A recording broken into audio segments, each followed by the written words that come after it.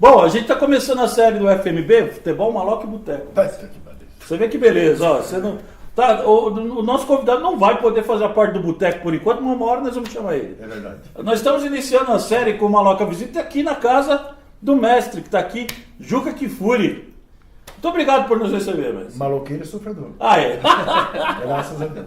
Estamos aqui então com o Juca. Vim a Lu Castro. Alô.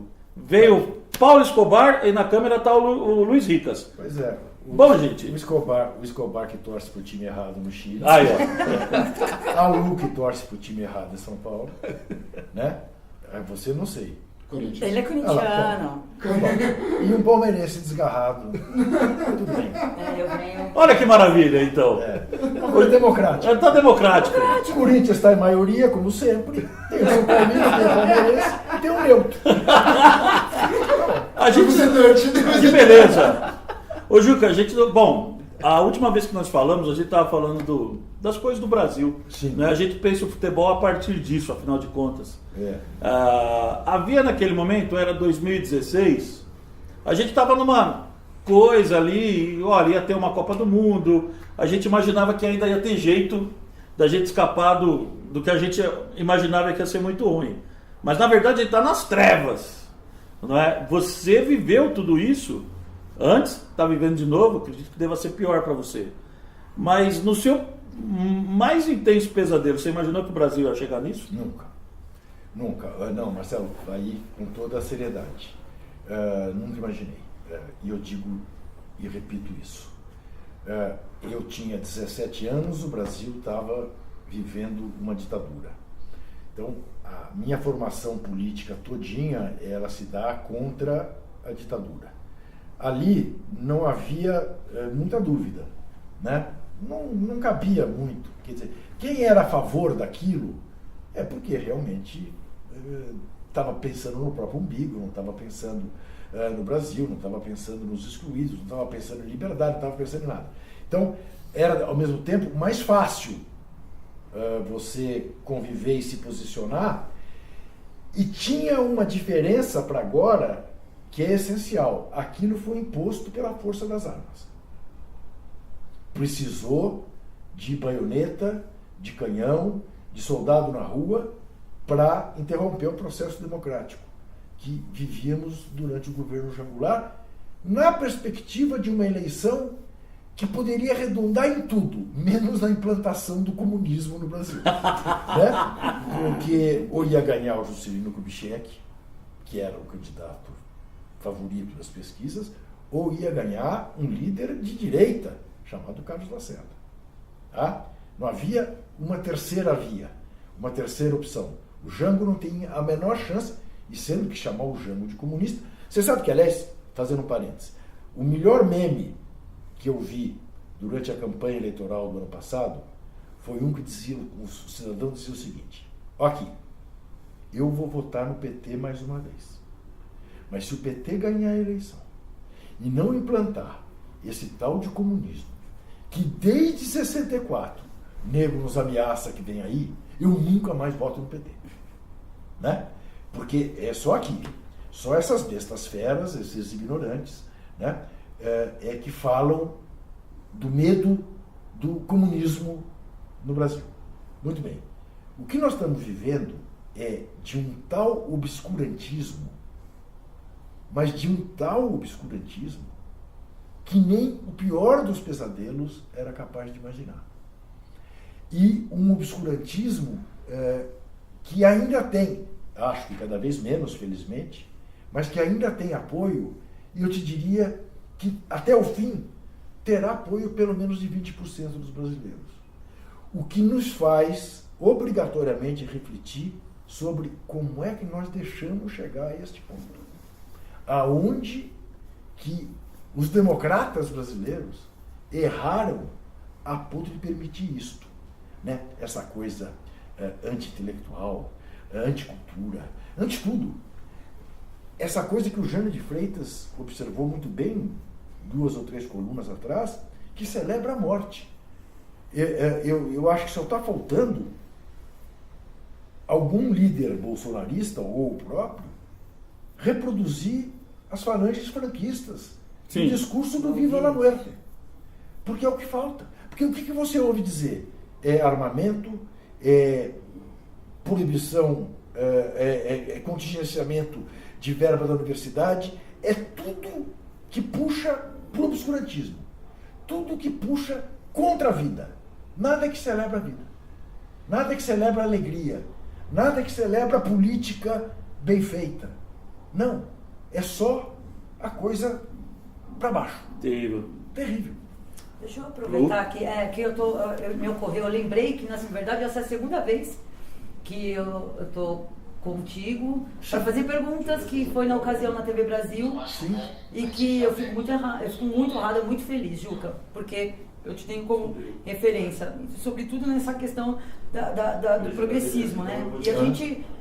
O negócio está muito louco. E eu estou tentando observar algumas coisas em relação às arquibancadas, o movimento das arquibancadas nesse momento, e a gente tem algumas torcidas, alguns coletivos dentro de torcidas que se mobilizam, que vão para as manifestações, que levantam bandeira, mas você tem ainda uma parte de torcida organizada, não estou dizendo só de Corinthians, estou dizendo isso no geral, muito apática, e muito, que conversa muito, que dialoga muito com essa agenda obscura, fascista, que é de vamos meter bala em bandido, para morrer mesmo. Você vê cara matando um morador de rua porque sabe Deus por quê.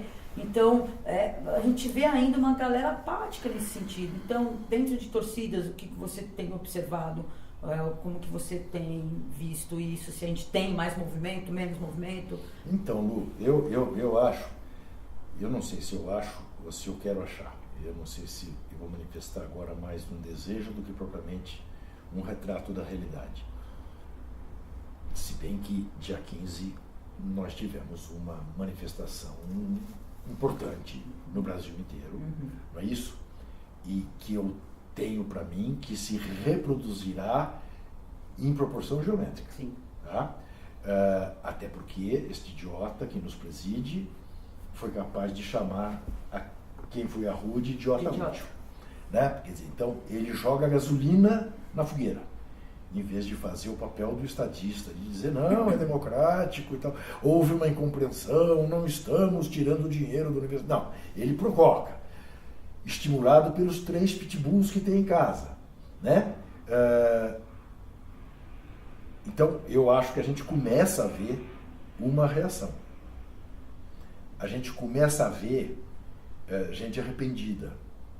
Eu tenho brincado que se fosse o Amoedo, eu pedia recontagem de voto.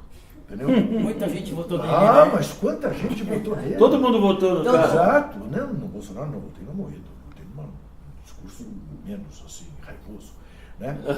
Então, como eu acredito no povo brasileiro, e acho que o povo brasileiro foi intoxicado por uma mídia parcial, né, que demonizou, diabolizou, né, o Lula, o PT, com todas as críticas que merecem os governos do PT, mas foi uma coisa que, meu Deus, não se fez com o Paulo Maluf, Exato. Não se fez com o Zé Serra, não se fez com o Alckmin, não se, né, com o Azeredo, não se fez. Não se fez. Né? Esses apareciam aqui e ali e desapareciam. Mas com o Lula, como ele diz, foram 80 horas, né, de massacre na televisão. Exato. Né? E é como diz ele também, o Aécio não aguentou uma capa da Veja. Ele está aí, era o líder das pesquisas. Ele tem que ser mantido preso, porque se deixar ir para a rua, sabe que ele vira o jogo. Né? Desculpa. Pode seguir. Não, então, quer dizer, eu acho que as pessoas estão tomando consciência disso. Né? E tenho para mim que esta coisa do Bolsonaro não durará muito. Agora, tenho para mim com clareza também, Lu, que Mourão não é solução para coisa alguma. Entendeu? Porque a gente está um pouco aquilo... Tem um pensador espanhol, se não me engano, que eu nunca consigo gravar o nome, que ele faz um raciocínio que é o seguinte: o déspota diz que 2 mais 2 são 6 e impõe que 2 mais 2 sejam 6. Um déspota, menos déspota, um pouco mais esclarecido, diz que não, que absurdo. 2 mais 2 são 5. E as pessoas tendem a achar, bom, enfim, um cara mais razoável. Não, 2 mais 2 são 4. E nós não podemos aceitar nem o que diz que são 6, nem o que diz que são 5. Nós, eu espero, estamos paulatinamente nos aproximando de novo de alguém que possa dizer 2 mais 2 são 4. A gente pode divergir em uma série de outras coisas, mas no mínimo isso. 2 mais 2 são 4. E nós estamos vivendo um período de absoluta anomia no que diz respeito a essa questão. Quer dizer, quando a gente tem um ministro da Educação que confunde o Kafka com Kafta. Meu Deus! Você tá muito louco. Não é possível. Meu Deus! Não é possível. A que ponto nós chegamos? Entendeu? A que ponto nós chegamos? Escobar? Então, a Lu estava citando um pouco do lado de fora do campo, né? Tá. E dentro dos times, os jogadores, a gente também não tem sentido um posicionamento contrário, mais contundente, né? Sim. Acho que também carece isso, porque senão seria uma voz meio que amplificada para o lado de fora também. Então, agora, Escobar, veja uma coisa. Eu acho que eu até já conversei isso uma vez com o Marcelo. Sim.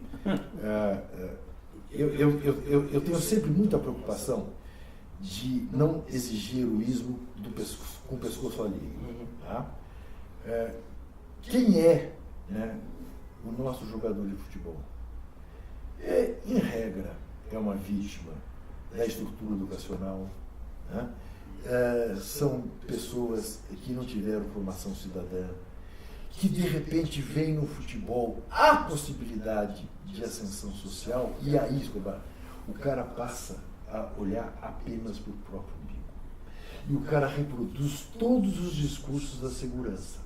Porque ele não quer que ele roube um carrão, ele não quer que entre no seu condomínio blindado e façam. E aí ele reproduz esse discurso. O Felipe Melo é um claro disso, né? O Jadson. Né? Exato. São casos claros, né? De que o Tico e o Teco, o político, não se comunicam. Se comunicam a necessidade da segurança. E aí reproduz que, puxa vida, esse presidente é bom porque vai me permitir comprar um fuzil. Né? Vai me permitir andar armado. Sem entender que ele está transferindo para a população alguma coisa que é obrigação do Estado, que é de dar segurança. E ele não entende que grande parte da violência se dá porque o povo está com fome. É isto. É isto. Né? Então aí você tem as exceções. Né? Você tem um Paulo André, você tem um Juninho Pernambucano, você tem um Casagrande, mas que são andorinhas, né? Que sozinhas realmente não fazem verão. Né? Mas agora, você exigir, veja, o Paulo André pôs o pescoço para fora por uma questão que praticamente se limitava ao campo de futebol. Mandaram esse cara para a China, meu. E quando voltou, disseram para ele, ou você faz a opção por jogar futebol e ficar quieto, ou você não vai jogar mais futebol. E aí... Conseguiu trabalhar no time do Petralha. Isso. E recusou-se a entrar de amarelo. Ou seja, ele manteve a dignidade dele. Manteve a dignidade dele. Que é importante, né? A gente, como disse o Juca, eu concordo com o Juca nisso. É complicado cobrar heroísmo com o pescoço alheio. A gente espera que as pessoas se mantenham decentes. O Paulo André, na medida do possível, ele conseguiu, ele vai lá, presta o trabalho dele, recebe por isso e não conseguiu dizer não. Eu pego o caso do Tite. Tá? Qual é a grande crítica que eu faço ao Tite? Eu acho que quem assinou aquele manifesto pedindo a renúncia do Marco Polo Donello não pode trabalhar com o Marco Polo Donello. Mas é uma incongruência do tamanho do... Muito bem. Mas, Escobar, eu ainda sou suficientemente compreensivo para entender que diante de um convite para ser técnico da seleção brasileira, que é o que o cara sonhou a vida inteira, então, papá, ele diga, tudo bem, esse cara está me chamando como salvador da pátria, eu vou chegar lá como salvador da pátria, vou aceitar, mas não vou confraternizar. Aí ele vai e beija, ou é beijado pelo Marco Polo. Não precisava. Não precisava. Podia manter distâncias. Porque eu vim aqui para salvar sua pátria. Então, basta. Vou te fazer esse papel, esse serviço. Vou classificar o Brasil para a Copa do Mundo. Beijo não. Fica você no teu canto, me deixa cuidar do futebol. E não se intrometa. Né? A partir do momento em que beija, faz aquilo que o Milor Fernandes diz, quem se curva diante dos poderosos, mostra o traseiro para os oprimidos. Aí tem que engolir o Neymar e seu pai. Aí perde o controle de tudo. Aí é o pacote. É o pacote, é verdade. Aí é isso, o Neymar faz o que bem entender. O pai...